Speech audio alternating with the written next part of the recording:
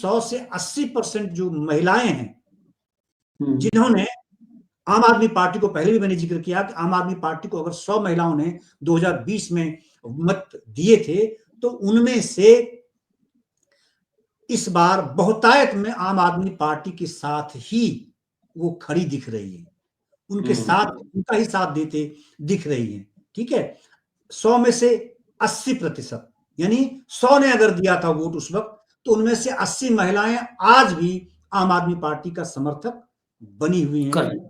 वैसे ही दूसरी तरफ अगर भारतीय जनता पार्टी को 100 महिलाओं ने वोट दिए थे 2020 में, तो उसमें से अब देखिए गिरावट है। क्यों ऐसा कह रहा हूं मैं?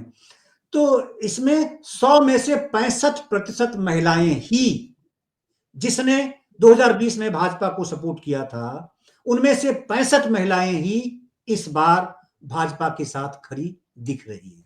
यानी 45 महिलाएं अगर परसेंटेज में ले लें, तो 45% इनके पाले से महिलाएं खिसक गई, निकल चुकी हैं। और वो कहां जा रही है? वो जा रही हैं कांग्रेस में नहीं, अच्छा, वो आम आदमी पार्टी की तरफ, हाँ, उनकी ओर जा रहे हैं।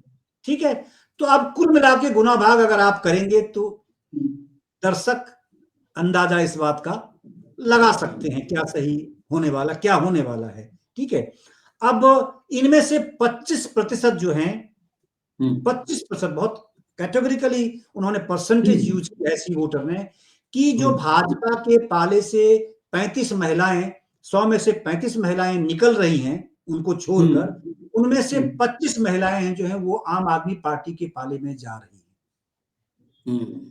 ठीक है, तो यानी कुल मिलाकर के 100 में 80 को वो अपने पास रखे हुए हैं, पहले से उसमें वो सफल हो रहे हैं, और 25 छिटक के उनके पाले में, इधर से उनके पाले में जा रही हैं। तो आप ये क्या कहानी कह रही है? इसका रिजल्ट क्या होने वाला है, अंदाजा कर।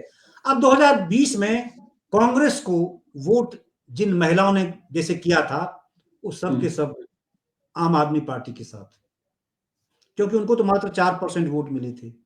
अब कोई प्रत्याशी ऐसा भी नहीं था कि जिसको देख करके कि वहां के मतदाताओं को उम्मीद जगे कि भाई ये आदमी आम आदमी पार्टी से ज्यादा आगे निकल सकता है, भाजपा को हरा सकता है, तो चलो इनके साथ लग जाएं।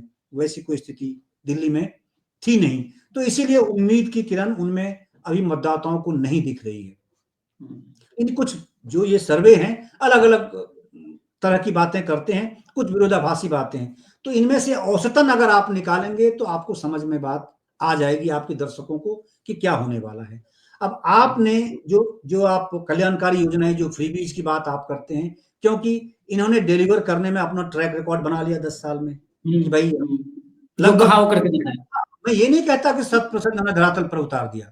500 स्कूल बोले थे, अब बोल रहे हैं कि 100 नहीं बने हैं। ठीक है, इसी तरह से अस्पताल की बातें इन्होंने कही थी, मोहल्ला क्लिनिक की बातें कही थी, इतने बनाऊंगा, धरातल पर उतने नहीं है।